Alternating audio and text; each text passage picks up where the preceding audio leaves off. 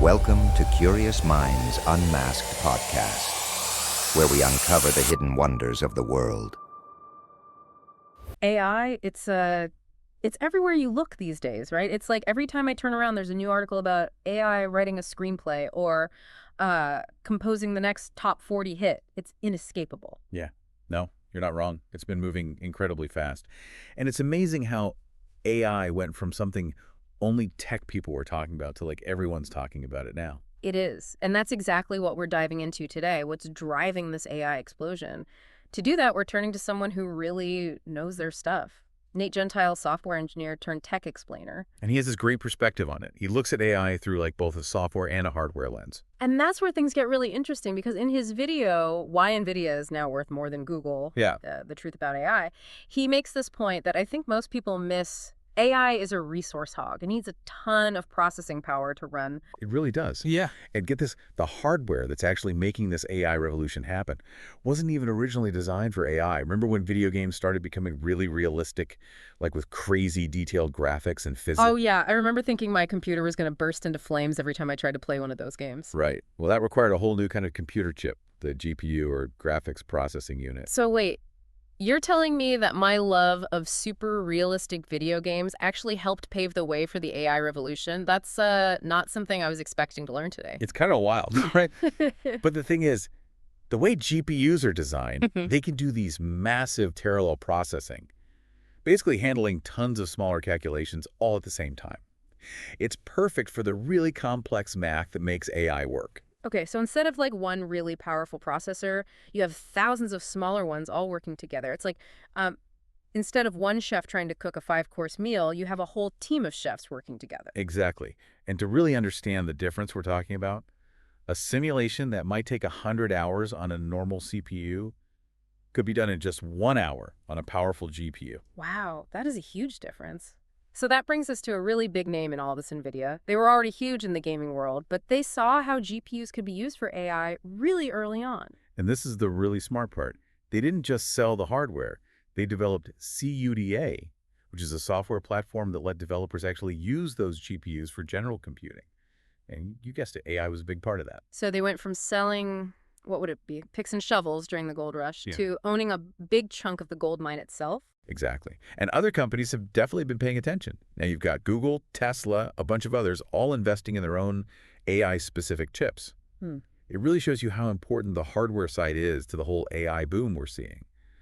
But it's not all about processing power, though. There's this whole other ingredient that's crucial. Right. Data, AI needs data like a plant needs sunlight.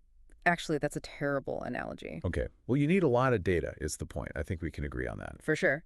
So where does all this data come from? Yeah.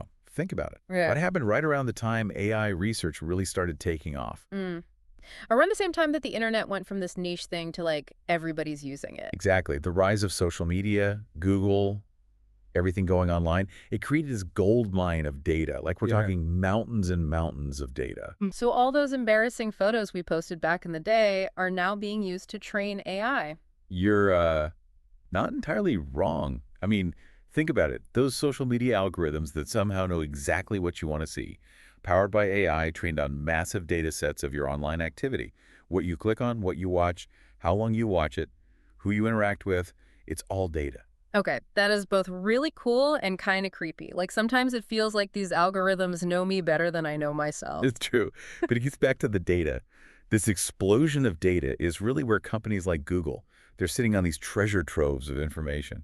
They really took the lead in AI research. Makes sense. I mean, they had the data, they had the money to throw at it, and they had a huge incentive to figure out how to use all that data. Exactly. And that investment, it led to some big breakthroughs.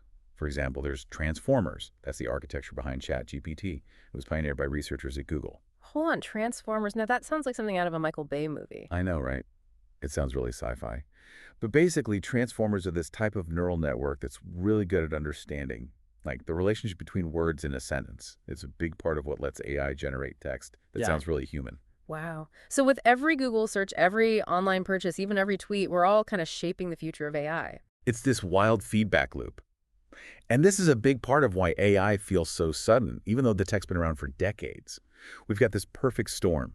You've got powerful hardware becoming more available. You've got incredible AI research happening. And it's all being fueled by this massive amount of data. We're basically giving these AI algorithms a crash course in being human. Okay, so then why aren't we seeing more companies just going all in on AI? Like, if it's this powerful and it's been in development for so long, why isn't everything powered by AI right now? So there must be some downsides, right? Like, it can't all be perfect. Well, yeah, there are some kinks to work out. Nate talks about this thing called hallucinations. Hallucinations, like it's seeing things. Not exactly. It's more like AI can just make stuff up. Sometimes it'll give you an answer that sounds totally confident, but it's completely wrong. Because it doesn't really understand the information. It's not thinking like a human would. So it's like that friend who tells a great story, but, they probably embellish some of the details. You can't believe everything they say. Exactly. And that's fine if you're just chatting about movies. But what if you're using AI for something serious, like medical diagnoses or financial predictions? Those hallucinations could have huge consequences. Okay, yeah. That makes sense why some companies might be hesitant. It's powerful, but it's not quite there yet. Right. And this leads to another thing Nate brings up, how unpredictable AI can be. He tells this story about ChatGPT. It supposedly went into this winter slowdown, like it started acting less productive, kind of like humans do around the holidays.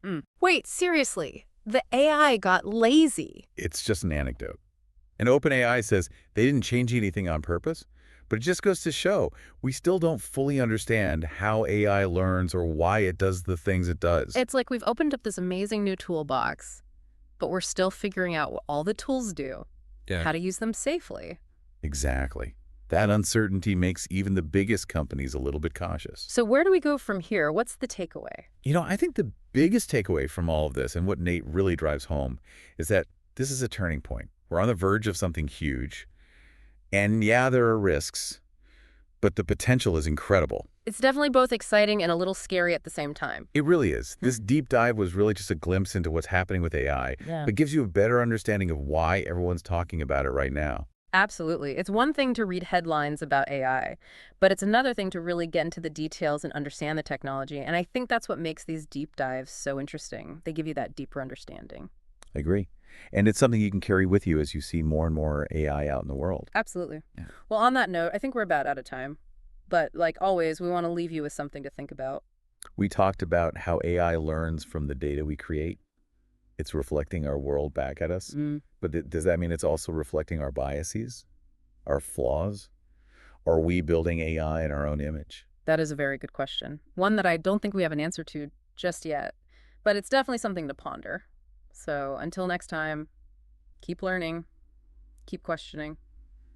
And who knows, maybe you'll be the one to answer that question.